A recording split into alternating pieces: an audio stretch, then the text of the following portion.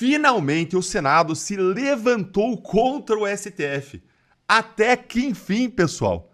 E olha, atenção, o STF ele quer barrar o impeachment dos ministros, declarando a lei do impeachment inconstitucional, mas o Senado Federal foi contra. Como será que essa história vai acabar, hein? É o que eu vou te contar agora. Gente, o jogo bruto em Brasília, ele está acontecendo nesse exato momento, não só nos corredores do Congresso, ou nas comissões da Câmara, ou então no plenário do Senado, não. O jogo bruto em Brasília está acontecendo especialmente dentro do gabinete do ministro Gilmar Mendes, no STF, o homem mais poderoso da nossa República.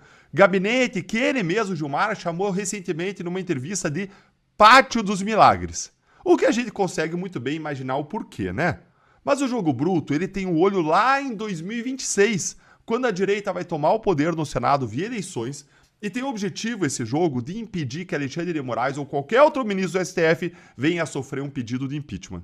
Eu vou te contar agora como que essa situação aqui vai ser decidida, mas antes, vamos entender que jogo bruto é esse, Deltan, e quem que são os jogadores. Tudo começou com duas ações propostas no STF. Uma foi proposta pelo Partido Solidariedade. Sim, gente, aquele partido, aquele do Paulinho da Força, o mesmo que se tornou relator do PL da Anistia, amiguinho dos ministros do Supremo. Esse PL da Anistia que depois agora virou PL da dosimetria. E a outra ação proposta pela Associação dos Magistrados Brasileiros, que costuma apoiar os ministros do STF sempre, porque o jogo associativo de aumento do salarial, dos salários dos magistrados, depende totalmente da boa relação da associação e do acesso aos ministros. Os ministros, pense, os ministros não precisam de aumento salarial. Os ministros têm aí 1000 fontes de renda. Quem precisa é o juiz lá da ponta. Aí essas ações propostas são duas ADPFs, ou seja, arguições de descumprimento de preceito fundamental, que são basicamente ações que questionam se coisas são ou não constitucionais. E essas, em especial, questionam se são ou não constitucionais os trechos da lei do impeachment que tratam dos ministros do STF. Lei de impeachment lá de 1950. Os trechos específicos questionados são aqueles que prevêem o afastamento cautelar automático de ministros cujo processo de impeachment for aprovado, a redução de salários durante o processo e a legitimidade de qualquer cidadão de propor a denúncia. Basicamente, gente, essas duas ADPFs, elas dizem que esses trechos que eu mencionei violam garantias da lei da magistratura que estão previstas na Constituição. Essas ADPFs, acreditem vocês, caiu nas mãos de quem? De quem? Dele, Gilmar Mendes, justamente o ministro que disse textualmente, num evento político, que o STF não vai aceitar o impeachment de ministro. Pois é, gente, como o mundo é cheio de coincidências, né? Sabe o que mais é engraçado? Gilmar falou isso um dia antes dessas ações todas caírem nas mãos dele. Que conveniente, né, pessoal? Justamente quando o sistema de distribuição lá do STF de processos ia ser auditado, mas aí o STF voltou atrás e barrou a auditagem. Falta transparência, você não acha? Concorda? Deixa o seu like aí quem concorda. E olha só que aí o Senado, neste caso pontual, ainda bem não ficou parado.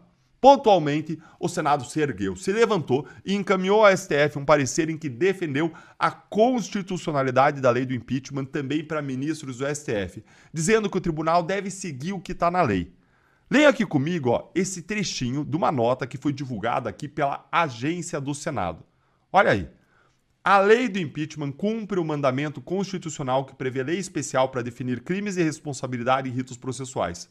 Também defende que o afastamento cautelar e a redução temporária de vencimentos são provisórios e não violam as garantias da magistratura e que a legitimidade ativa de qualquer cidadão para protocolar pedidos de impeachment concretiza o princípio republicano e assegura o controle social do exercício do poder.